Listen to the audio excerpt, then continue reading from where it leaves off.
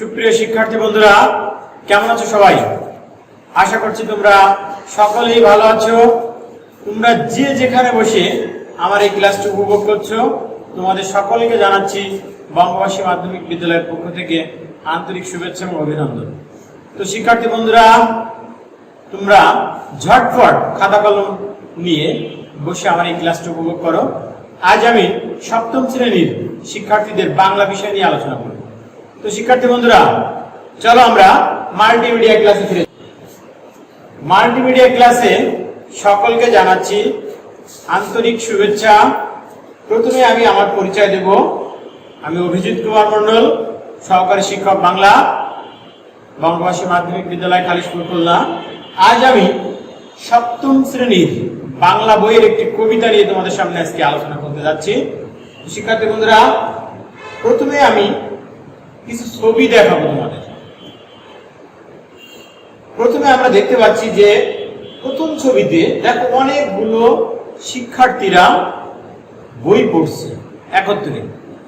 তারপরে আরেকটা ছবি আমরা লক্ষ্য করছি, এখানে দেখো স্ক্রিনের দিকে তোমরা দেখলেই বুঝতে পারবে শিক্ষক ক্লাসে অনেক শিক্ষার্থীর মাঝে পাঠদান করছেন।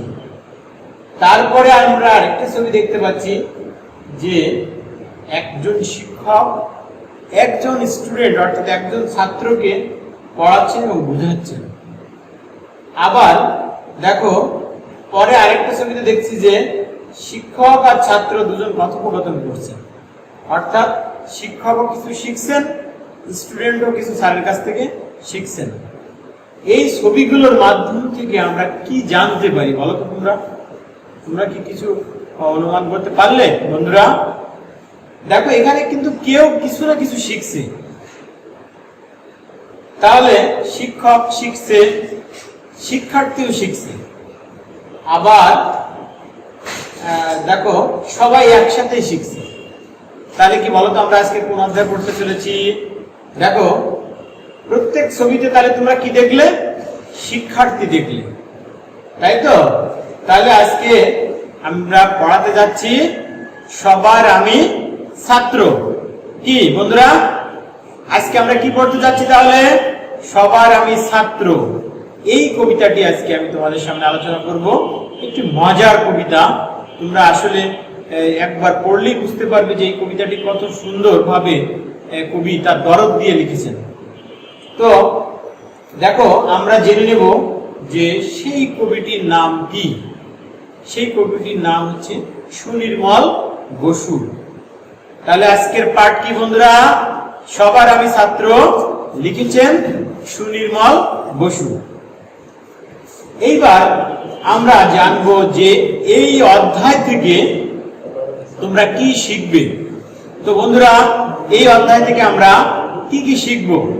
তো দেখো আমরা কবি পরিচিতি জানতে পারবো, অর্থাৎ কবি সুনির্মল বসু সম্পর্কে আমরা কিন্তু সুস্পষ্ট একটা ধারণা পাবো। ঠিক আছে বন্ধুরা? দ্বিতীয় কথা, দেখো এই কবিতাটি শুদ্ধ উচ্চারণে কিন্তু তোমরা আবৃত্তি করতে পারবে। অনেক সময় শুদ্ধ উচ্চারণে কিন্তু কেউ আবৃত্তি করতে পারে না।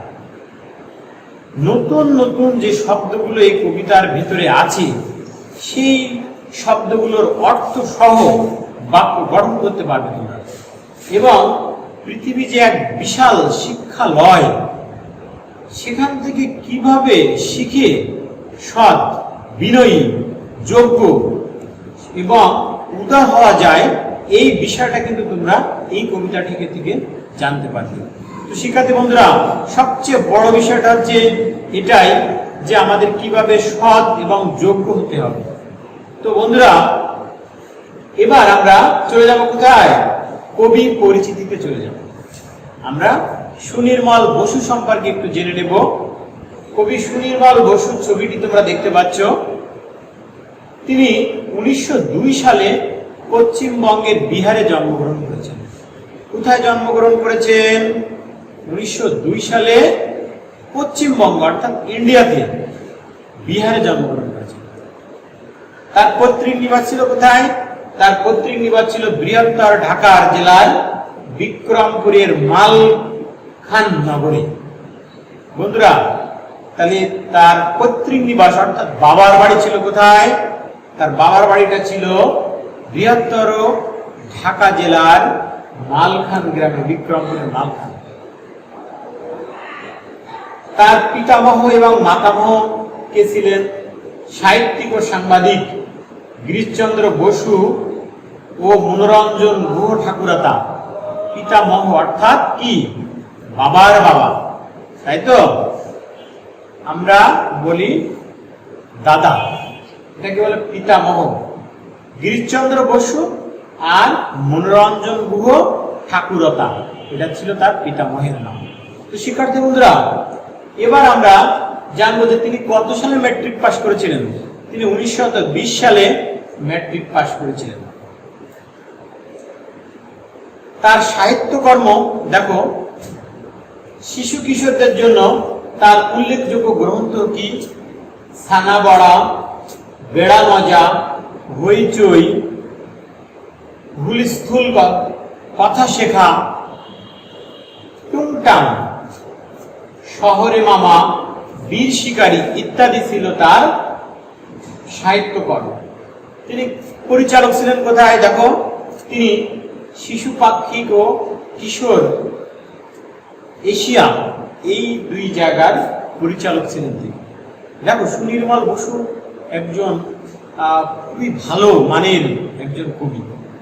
এই কবি তিনি দক্ষ চিত্রশিল্পীও ছিলেন, অর্থাৎ তিনি ছবি আঁকতেও জানতেন। বন্ধুরা, তিনি কিন্তু ছবিও এঁকেছেন, সুন্দর সুন্দর ছবি। এই খ্যাতিমান কবি, যিনি 1957 সালের 25শে ফেব্রুয়ারি কলকাতাতে কিন্তু মৃত্যুবরণ করেছিলেন। কোথায় মৃত্যুবরণ করেছিলেন? কলকাতাতে। কত সালে? 1957 সালের 25শে ফেব্রুয়ারি।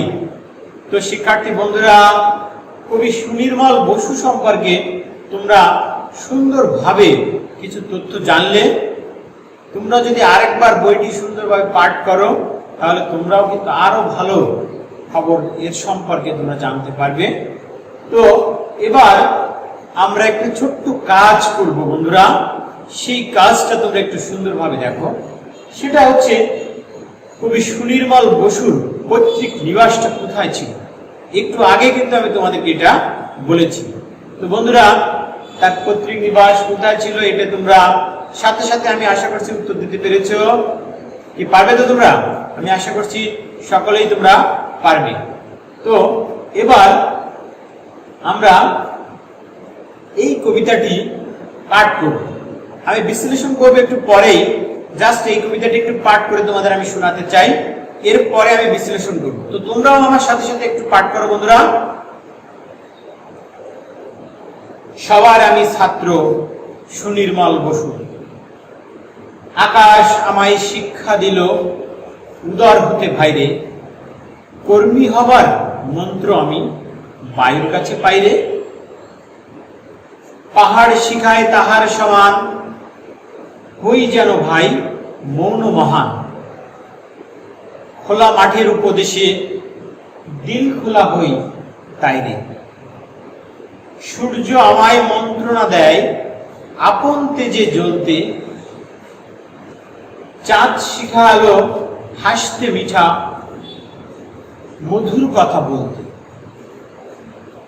ইঙ্গিতে তার শিখায় সাগর অন্তর হোক রত্ন আপন, নদীর কাছে শিক্ষা পেলাম আপন বেগে চলতে। কি বন্ধুরা, কেমন লাগলো কবিতাটি? আশা করছি এই কবিতাটি তোমাদের সকলেরই ভালো লেগেছে এবং তোমরাও আমার সাথে সুন্দরভাবে আবৃত্তি কিন্তু একবার করেছো। এইবার দেখো, তোমাদের জন্য আমি একটু অপশন এখানে রেখেছি, তোমরাও এই কবিতাটি একটু আবৃত্তি করো। আমি যে একটু পড়লাম তার পরেরটুকু দেখো। মাটির কাছে সহিষ্ণুতা পেলাম, পেলাম আমি শিক্ষা, আপন কাজে কঠোরতা হতে পাষাণ দিল দীক্ষা,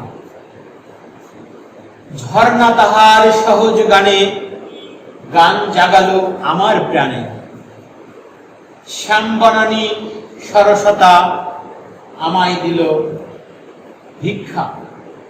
বিশ্বজড়ম পাঠশালা মোর, সবার আমি ছাত্র, নানান ভাবের নতুন জিনিস শিখছি দিবারাত্র।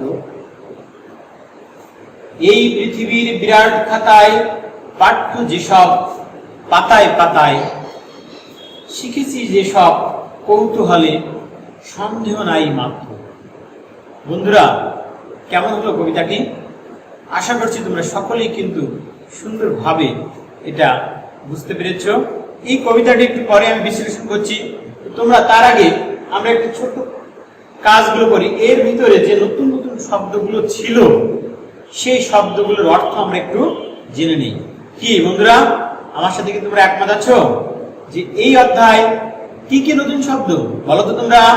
তোমরা কি ফাইন্ড আউট করতে পেরেছো যে সেই শব্দগুলো? দেখো, দিল খোলা, এটা একটি নতুন শব্দ। দিল খোলা, দেখো এই যে একটা বাচ্চা ছেলের দেখে দিল খোলা মানে কি? মন খোলা, কিন্তু বোঝাই যাচ্ছে মন খোলা বা মুক্ত মন। মন্ত্রণা, এই মন্ত্রণা শব্দের অর্থ হচ্ছে উপদেশ, প্রেরণা বা যুক্তি পরামর্শ। কবিতায় আছে আকাশ আমায় মন্ত্রণা দিল, আকাশ আমাকে কি দিল? যুক্তি দিল, উপদেশ দিল, পরামর্শ দিল। সহিষ্ণুতা, এই সহিষ্ণুতা শব্দের অর্থ হচ্ছে সহ্য করার ক্ষমতা, একে বলা হয় সহিষ্ণুতা।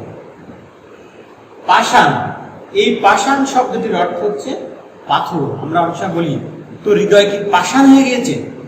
তাহলে বন্ধুরা, দিল খোলা অর্থ মন খোলা, মন্ত্রণা অর্থ উপদেশ, সহিষ্ণুতা অর্থ সহ্য করার ক্ষমতা, আর পাষাণ অর্থ কি? পাথর। কি মনে থাকবে? এবার দেখো আরো যে কয়টি শব্দ আছে এখানে। শ্যাম বনানী, শ্যাম বনানী অর্থ হচ্ছে সবুজ বন। দীক্ষা, এই দীক্ষা শব্দের অর্থ হচ্ছে ধর্মোপদেশ। দীক্ষা শব্দের অর্থ কি? ধর্মোপদেশ। বিরাট, বিরাট শব্দের অর্থ হচ্ছে বিশাল। এই বিরাট শব্দের কি অর্থ? বিশাল। উদার, উদার কি বলতো? উদার হচ্ছে দানশীল। উদার শব্দের অর্থ হচ্ছে দানশীল। তো শিক্ষার্থী বন্ধুরা, শব্দগুলোর অর্থ কি তোমরা পেরেছ? আশা করছি অবশ্যই তোমরা এগুলো পেরেছ। তো এবার আমি তোমাদের একটা ছোট্ট কাজ দিব, যে মন্ত্রণা, পাষাণ, শ্যাম বনানী এই শব্দগুলো দিয়ে দুইটি করে বাক্য তোমরা একটু লিখে আমাকে দেখাবে। কিভাবে বা তোমরা নিজেরাও বলো, আলোচনা করে নাও। সহজ যে শব্দগুলোর অর্থ তোমাদের দিলাম, আগে শব্দের অর্থ জানতে হবে, তারপরে সেই শব্দ দিয়ে বাক্য গঠন করতে হবে। তো বন্ধুরা, চলো তাহলে এর পরের কার্যক্রমে আমরা চলে যাই। এবার আমি কবিতাটি একটু বিশ্লেষণ করতে চাই। আকাশ আমায় শিক্ষা দিল, উদার হতে ভাই নেই। দেখো, আকাশ কি শিক্ষা দিয়েছে আমাকে? এই আকাশ আমাকে শিক্ষা দিয়েছে উদার হতে, বড় মনের অধিকারী হতে আমাকে শিক্ষা দিয়েছে। কর্মী হবার মন্ত্র আমি, অর্থাৎ কর্মী মানে কি? শ্রমিক, কাজ করবে যারা, সেই কর্মী হওয়ার মন্ত্র আমি বায়ুর কাছে পাই, অর্থাৎ বায়ু অর্থ বাতাসের কাছে পাই মন্ত্র। পাহাড় শিখায় তাহার সমান, পাহাড় আমাকে কি শিখাচ্ছে? যে আমার সমান তুমি উঁচু হও। হই যেন ভাই মৌন মহান, আমি মৌন থাকতে বলছে, মহান হতে বলেছে, যে হই যেন ভাই মৌন মহান। খোলা মাঠের উপদেশে, খোলা মাঠ উপদেশ দিচ্ছি, দিল খোলা হই তাই নেই। খোলা মাঠ যে উপদেশ দিয়েছে তাই আমি মন খুলে দিয়েছি, অর্থাৎ মন খোলা হতে বলছে আমাকে খোলা মাঠ। সূর্য আমায় মন্ত্রণা দেয়, সূর্য আমাকে কি পরামর্শ দিচ্ছে? আপন তেজে জ্বলতে, অর্থাৎ তোমার নিজস্ব যে তেজ আছে সেটাকে তুমি নিভিয়ে দিও না, সেটাকে দিয়ে তুমি জ্বালাও। চাঁদ শিখালো হাসতে মিঠে, অর্থাৎ চাঁদের ফোকলা, আমরা বলি ফোকলা দাঁতের হাসি সুন্দর, চাঁদের হাসি বাঁধ নিয়েছে, অর্থাৎ চাঁদের যে সুন্দর হাসি আছে, ঝিলিক আছে, মধুর কথা বলতে। চাঁদ বলছে কি যে আমরা কখনো যেন তিক্ত কথা না বলি, সর্বদা কি কথা বলি? মধুর কথা বলি। ইঙ্গিতে তার শিখায় সাগর, অন্তর হোক রত্ন আকর। দেখো, ইঙ্গিতে শিখায় সাগর, সাগর ইঙ্গিতে শিখাচ্ছে আমাদের। অন্তর হোক রত্ন আকর, অর্থাৎ পাথরের মতো অন্তর হোক তোমার। নদীর কাছে শিক্ষা পেলাম, নদীটাও আমাদের কি শিক্ষা দিচ্ছে? আপন বেগে চলতে, অর্থাৎ তুমি তোমার নিজস্ব গতিতে চলো, কেউ যেন তোমার সেই গতি রোধ করতে না পারে। অর্থাৎ সবাই কিন্তু আমাদেরকে শিখাচ্ছে। আমরা শিক্ষক বলে বলেছিলাম যে সবার কাছ থেকে শিক্ষা গ্রহণ করে কিভাবে একজন সৎ, যোগ্য এবং আদর্শ নাগরিক হওয়া যায়, সেই বিষয়ের জন্য কিন্তু আমরা বলেছিলাম। তারপরে দেখো, মাটির কাছে সহিষ্ণুতা পেলাম আমি শিক্ষা, অর্থাৎ মাটির কাছে সহিষ্ণুতা হতে বলেছে, আমাদের শান্ত স্বভাবের হতে বলেছে। আপন কাজে কঠোর হতে পাষাণ দিল দীক্ষা, অর্থাৎ নিজের কাজের জন্য কঠোর হতে পাষাণ অর্থাৎ পাথর আমাদের শিক্ষা দিয়েছে। দেখো সবার কাছ থেকে কিন্তু আমরা শিক্ষা গ্রহণ করেছি। ঝর্ণা তাহার সহজ গানে গান জাগালো আমার প্রাণে, অর্থাৎ ঝর্ণা কি করছে, তার সহজ যে গান দিয়ে, ঝর্ণার অঝোর ঝাড়া বইছে, সেই গান দিয়ে আমার প্রাণে জাগালো, সহজ গান দিয়ে। শ্যামবনানী সরসতা, অর্থাৎ সবুজ বন, তার সরসতা নিয়ে আমায় দিল ভিক্ষা, অর্থাৎ উদার ভাবে ফল, গাছে ফল, সে উদার হস্তে আমাদেরকে বিলিয়ে দিচ্ছে। বিশ্বজোড়া পাঠশালা মোড়, সবার আমি ছাত্র, নানান ভাবের নতুন জিনিস শিখছি দিবা রাত্র। এই বিরাট পৃথিবীর বিরাট খাতায় পাঠ্য যেসব পাতায় পাতায়, অর্থাৎ পাঠ প্রত্যেকটা পাতায় পাতায় কিন্তু এর পড়া, শিখেছি যেসব কৌতূহলে সন্দেহ নাই মাত্র, অর্থাৎ সব ক্ষেত্রেই কিন্তু আমরা শিখছি, কোথাও কোনো মাত্র বিন্দু মাত্র কিন্তু আমাদের সংশয় নাই। তো বন্ধুরা, এখন আমরা একটি দলীয় কাজ করতে চাই। দেখো প্রশ্নটি আমি তোমাদের বলছি, এটা তোমরা প্র্যাকটিস করবে। প্রকৃতি কিভাবে মানুষকে শিক্ষা দিয়ে সৎ এবং আদর্শ নাগরিক হিসেবে গড়ে তুলতে পারে, এটি তোমরা সবাই আলোচনা করে ব্যাখ্যা করে আনবে। তো শিক্ষার্থী বন্ধুরা পারবে তো? তারপরে দেখো একটু মূল্যায়ন করি তোমাদের। এত সময় তো আমি এটি করালাম, এবার আমি তোমাদের একটু মূল্যায়ন করবো। আপন তেজে চলার মন্ত্রণা দেয় কে? আপন তেজে চলার মন্ত্রণা দেয় হচ্ছে সূর্য। কর্মপ্রেরণার বড় উৎস কোনটি? বলতো তোমরা কি পাবে? নিরন্তর বায়ু প্রবাহই হচ্ছে কর্মপ্রেরণার বড় উৎস। এবার মৌন মহানদী শিক্ষা দেয় কি আমাদেরকে? মৌন মহানদী শিক্ষা দেয় কে? পাহাড়। পাহাড় শিখায় তাহার সমান হই যেন ভাই মৌন মহান। পাথরের কাছ থেকে আমরা কি শিক্ষা পাই বলতো? পাথরের কাছ থেকে আমরা দৃঢ় থাকার শিক্ষা পাই। পারবে? এবার দেখো, কবি হাসতে শেখেন কার কাছ থেকে বলতো? চাঁদের কাছ থেকে কবি হাসতে শেখেন। এবার দেখো, আমি কয়েকটি ছোট মূল্যায়ন তোমাদের আমি করব। তো বন্ধুরা খেয়াল করো, সবার আমি ছাত্র কবিতায় এই পৃথিবীর খাতা কেমন? ছোট, বড়, মাঝারি, গোলাকার, বিরাট। দেখো এটি হচ্ছে বিরাট, এই পৃথিবীর খাতা হচ্ছে বিরাট। তারপরে দেখো বন্ধুরা, সাগর তার বুকে কি ধারণ করে? সাগর তার বুকে অগণিত মাছ ধারণ করে, উর্মি মালা ধারণ করে, প্রাকৃতিক সম্পদ ধারণ করে, বিশাল রত্ন ভান্ডার ধারণ করে। সাগর কি করে? বিশাল রত্ন ভান্ডার ধারণ করে। তারপরে দেখো বন্ধুরা, এবার আপন কাজে কঠোর হতে শিক্ষা দেয় কে? পাষাণ নাকি আকাশ নাকি বায়ু? দেখো, আপন কাজে কঠোর হতে আমরা তো জানি যে পাষাণ, এক নাম্বার উত্তর হবে। সবার আমি ছাত্র কবিতায় মানব চরিত্রের কোন গুণ উল্লেখ পাওয়া যায়?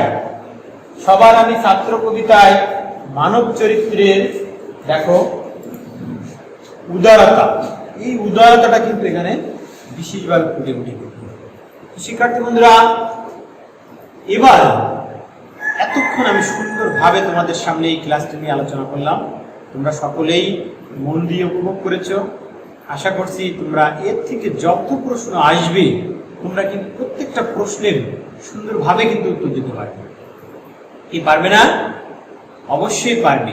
এই কবিতাটি যেখানে যেভাবে আমাদেরকে সবাই কিন্তু শিখিয়েছে, আমাদের মাঠ শিখিয়েছে, আমাদের পাহাড় শিখিয়েছে, নদী শিখিয়েছে, শিক্ষক শেখায়, তারপরে কি চাঁদ শিখিয়েছে, সূর্য শিখিয়েছে, আমরা সবার কাছ থেকে কিন্তু শিক্ষা গ্রহণ করেছি।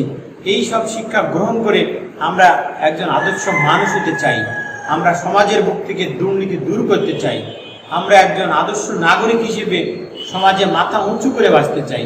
আমি আমার বাবা মার সামনে আমার মাথা উঁচু করে আমি বাঁচতে চাই।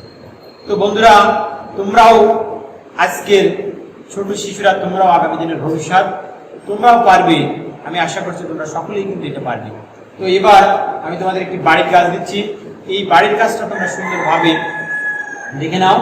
কবি বিশ্বকে কেন পাঠশালার সাথে তুলনা করেছেন তা তোমরা খাতায় ব্যাখ্যা করে আনবে। অর্থাৎ সুন্দর একটা প্রশ্ন, পাঠশালা, বিশ্বকে পাঠশালা, অর্থাৎ সবার কাছ থেকে আমরা শিখতেছি বা শিখছি, এই জন্য কিন্তু পাঠশালা বলেছেন। এটি একটু বিস্তারিত ভাবে তোমরা লিখে আনবে। তো শিক্ষার্থী বন্ধুরা, এতক্ষণ তোমাদের সামনে আমি এই সুন্দর একটি ক্লাস নিয়ে আলোচনা করলাম। তো সবাই এত সময় মন দিয়ে আমার ক্লাসটি উপভোগ করলে, এই জন্য তোমাদেরকে আরো একবার ধন্যবাদ জানাচ্ছি। আজকের ক্লাসে আমি শেষ প্রান্তে চলে এসেছি। তো বন্ধুরা, তোমরা যারা এই ক্লাসটি উপভোগ করলে, তোমরা সকলেই মন দিয়ে আর পড়বে। আর আগামীতে যাতে আমি একটি ভালো ক্লাস, আরো সুন্দর একটি ক্লাস তোমাদের সামনে উপহার দিতে পারি, সেজন্য আমি যাতে সুস্থ থাকতে পারি, তোমরা সেই দোয়া করবে। এবং তোমরা বাইরে বেরোলে অবশ্যই মাস্ক ব্যবহার করবে। যত সময় বাড়িতে থাকো, বাবা মায়ের সাথে থাকবে এবং বাবা মায়ের কথা মন দিয়ে শুনবে। বন্ধুরা, সকলেই ভালো থাকো, সুস্থ থাকো, আবার দেখা হবে। ধন্যবাদ।